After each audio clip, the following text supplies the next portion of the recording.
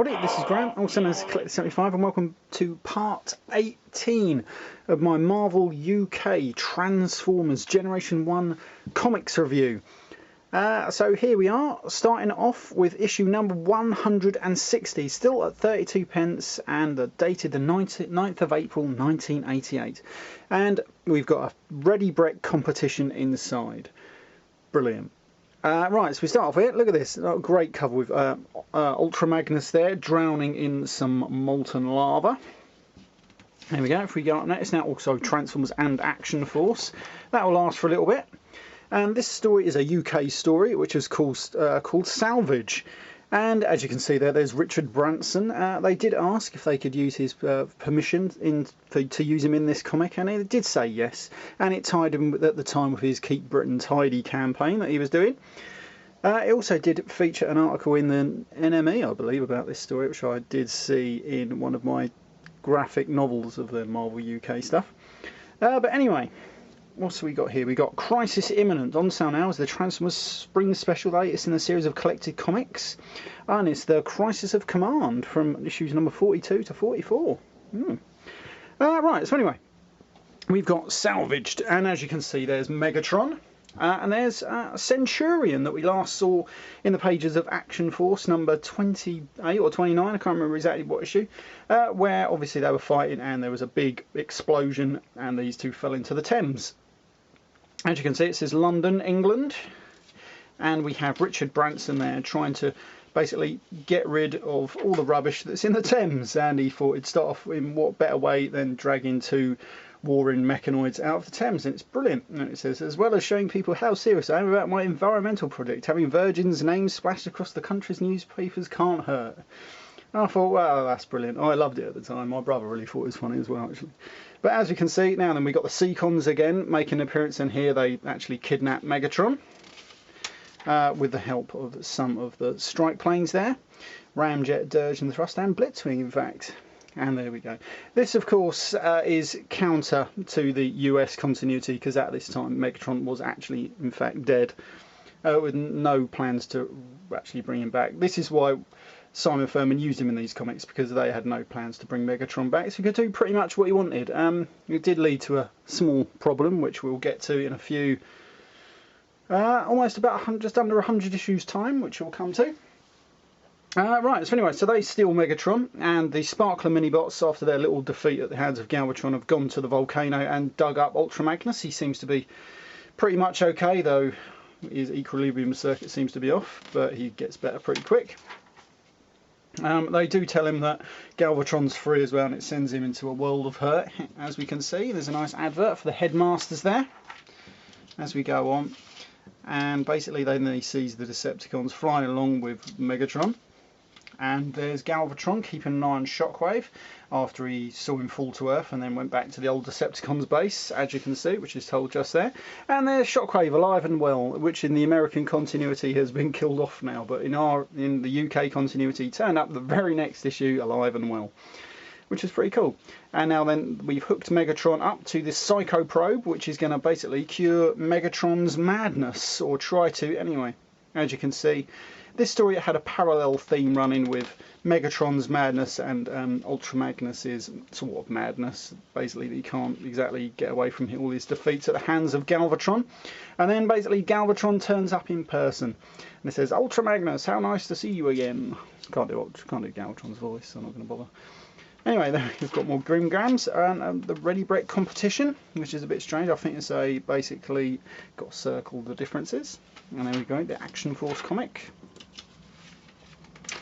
And if I can actually get to the next page, here we go.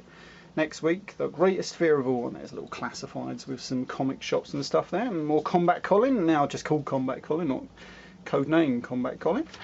And then there's an advert for the Headmasters VHS video cassette. And we come on to the next issue, number 161, with No, It Can't Be You, You're Dead. Oh, I love this. I believe this is Lee Sullivan's art, is this? Yeah, we'll find out now. As you can see, Megatron walking there looking dead hard as usual, until of course he comes up against his old nemesis Optimus Prime, and he's cowering away from him. Optimus Prime, please stay back, I didn't mean to kill you. And Shockwave there saying pathetic. But obviously he needs Megatron's mind intact for what he's going to use him for. And obviously Ultra Magnus feeling the same sort of way, has problem with his own. Galvatron can't believe it, he's just beating him up all the time.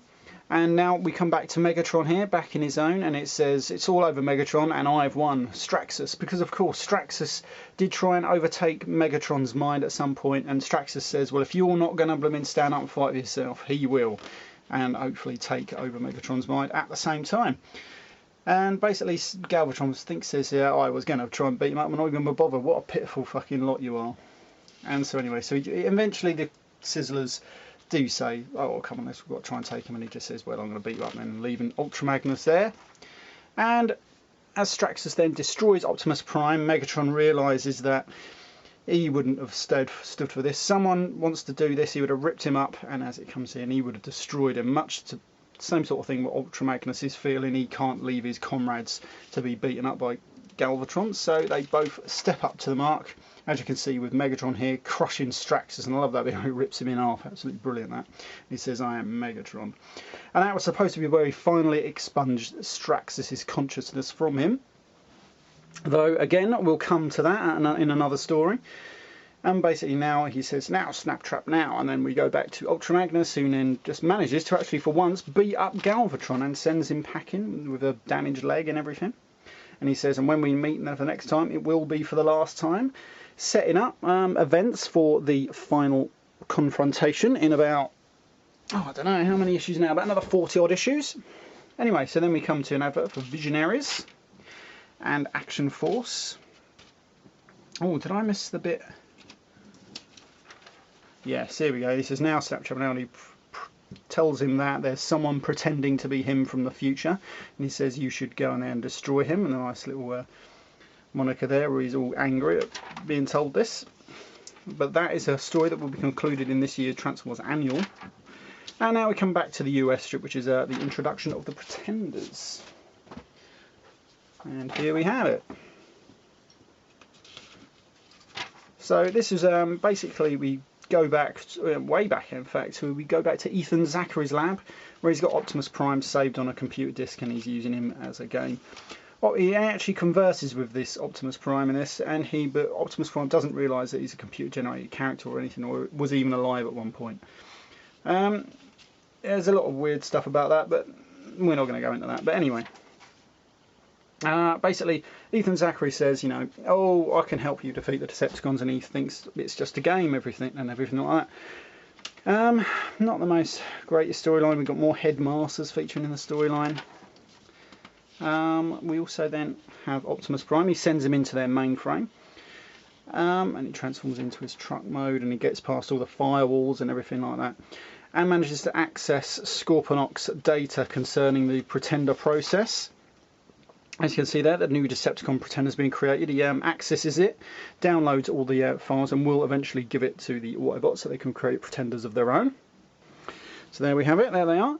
And let's see those Pretenders on the rampage for the next issue. And more Visionaries, Groomgrams, and Action Force. There we go, Pretenders, a great group. Well, that is an issue of some contention. And here we go, the next issue, number 163. Transformers Toys to be won inside. I did like those covers, quite a cool cover. So there we have the Autobot Pretenders ready to be created with the downloadable content that Optimus Prime has. And then the Decepticon Pretenders attack somewhere or something. And the Autobot Pretenders are waiting for them. And as usual, it's just the American strips using the same old storyline, unfortunately.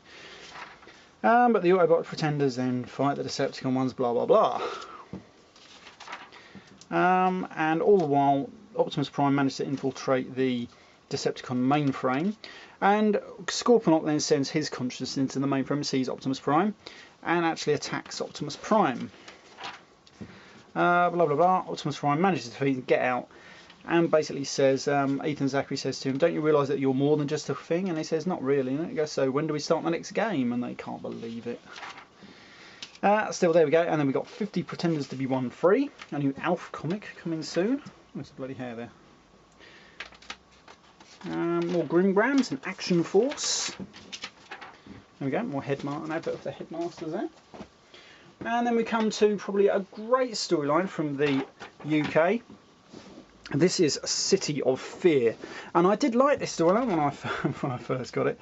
This has the Sparkler Minibots and Ultra Magnus going back to Cybertron.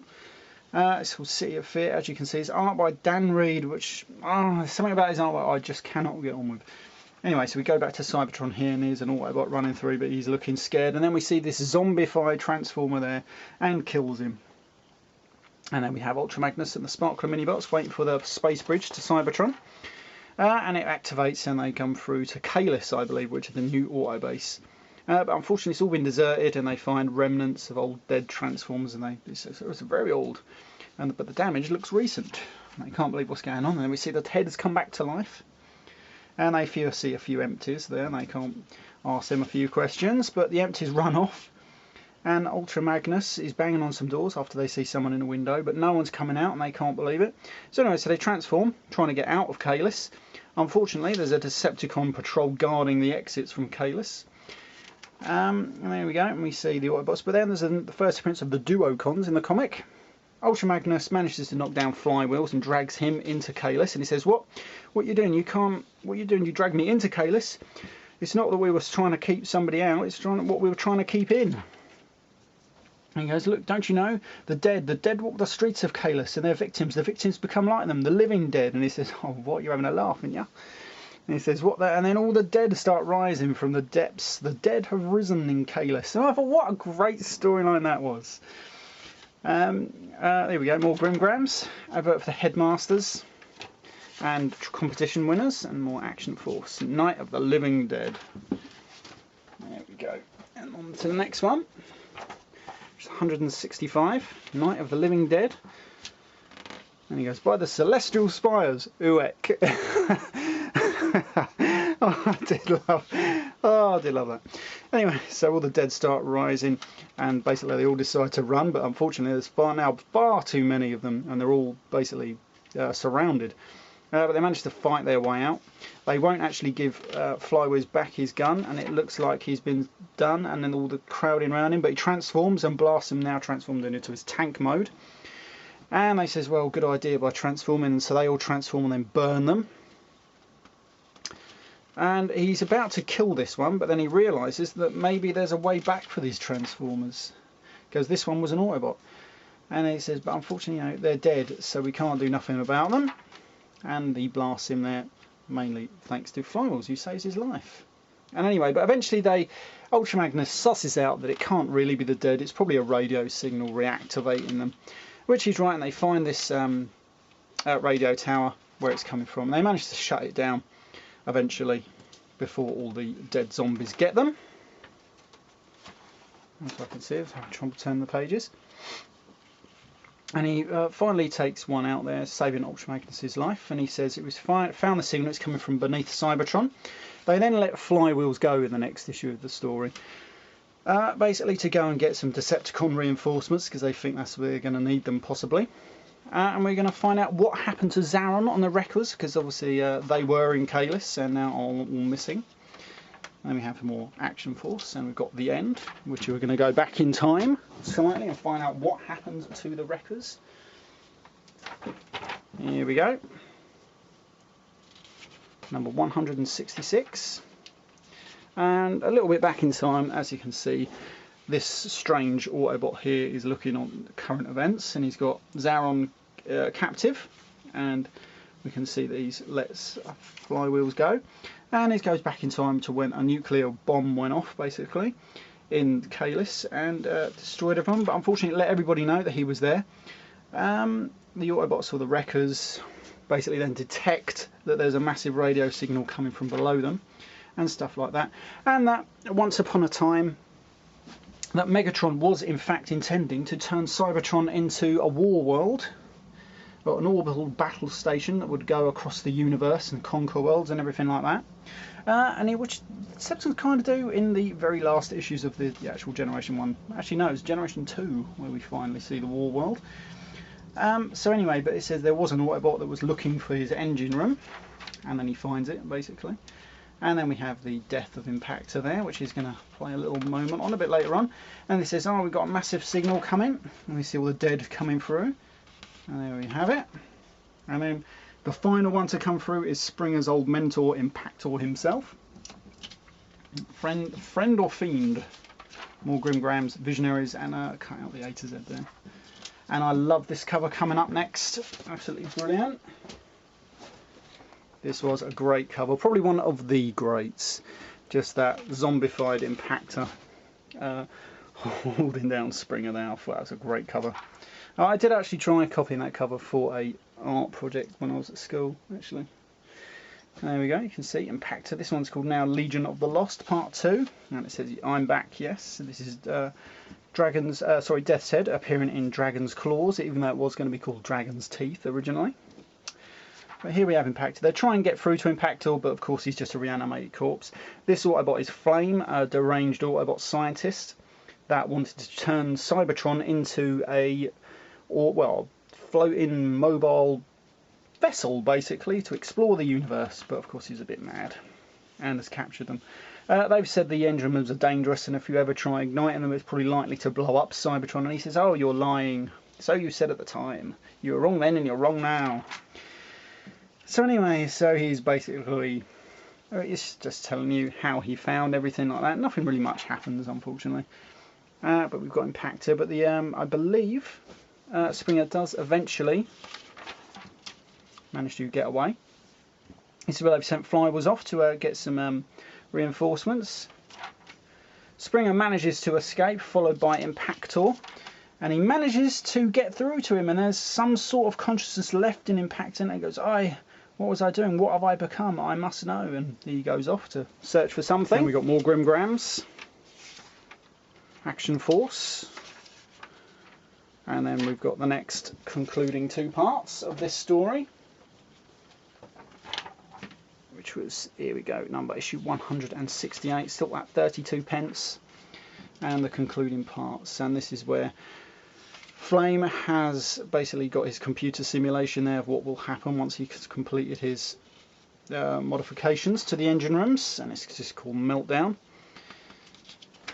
And nothing much happens. Basically, all the wreckers basically escape and stuff like that, and get into a fight and everything like that. Eventually aided by everybody else, but then Broadside here is saved by the zombified Impactor.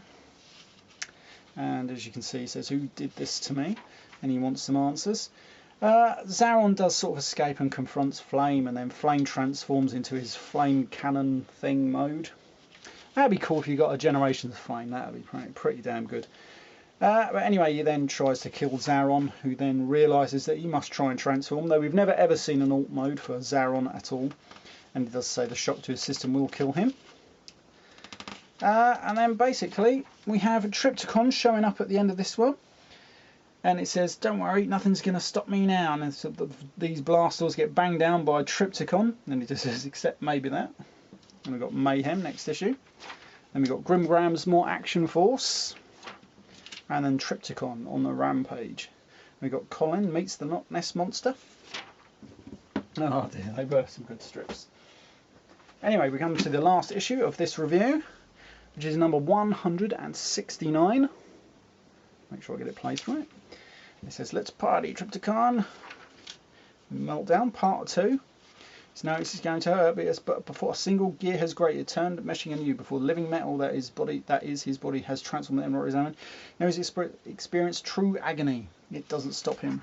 He does try to transform, but just as he's about to, the warning goes off, stopping him.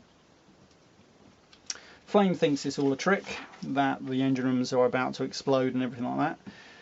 And here we go, there's Trypticon now on the side of the wreckers. And it says, hold your fire, Trypticon's on our side for the moment anyway. What, but you were right, Magnus, our prisoner came through for us. Flywheels couldn't get numbers in terms of reinforcement, so he settled for the biggest Decepticon of all. And so we have Trypticon now on side of Flame, because they know, obviously, they don't want their home planet destroyed, so they know they're going to have to team up with the Autobots to stop this fella. Yeah, and it's not a bad storyline. Here we go, and so finally, Impactor kills Flame, but then to stop the radiation overloading and destroying Cybertron. Someone's going to have to go into this radiation full of dodgy, deadly radiation, pretty much like in, I believe it was Star Trek 2, I think, The Wrath of Khan, isn't it, where Spock has to go and kill himself, the needs of the few and all that stuff. So anyway, it does that sort of thing, and so he dies again, saving Cybertron, as you can see, finally dies again. And everything set. His engine rooms do erupt, but doesn't destroy Cybertron because he managed to stop everything inside. And it says, the Autobot who died twice so that others may live. And the next issue is Deadly Games, featuring one of the most, not exactly controversial, but definitely a fun cover. But that's for part 18. Is it 18? I can't remember what part this was now. I think this was part 18. Yeah, I think it was. So that'll probably be part 19. Anyway, so there we go. Are you game for a death? More Combat Colin? Gone back to codename Combat Colin. Anyway, right. This has been Graham, the Collector 75, and I'll see you all next time. Bye for now.